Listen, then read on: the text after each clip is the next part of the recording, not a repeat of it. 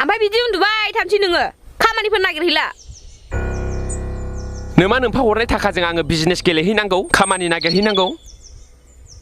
नैबे थेंनाया बिहावनिफ्राय 2 लाखसो मोननाय मोनब्ला डेन्जार बिजनेस गेलेनानै दा खार लाखांसिगौमोन मिथिबाय मा 5,500ल' मोनबोबाय आथिमंगलाव बिदि जायो सिगाङावबा आंनो जेबो नाङा नोंखौ मोनबानो जायो होनै आइ लाभ इउ होनै उन खारफाबाय दाना हाबानि उनावसो थाखा नांगौ हौवा मोजाङा बिहाव बिखुनजोनि थाखाखौ आसा खालामो नामा आथिमंगलनि थाखाखौ आसा खालामो नामा नों बायदि हौवाखौ मा होनो मिथिगौ नोङो लोखिसारासो नोङो अलसियासो नोङो नोंखौ लायालासिनो गुबुनखौ लानाय मोनबा दा बेसे आराम सनानि संसार मोनजागौमोन आङो गारि मटर गाखो बेरायनो मोनगौमोन आङो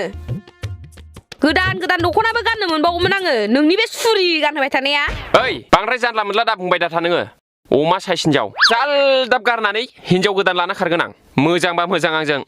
नोंखौलाय मा बुंनो हायोसि गासिबो उल्थाल' बुजिग्रा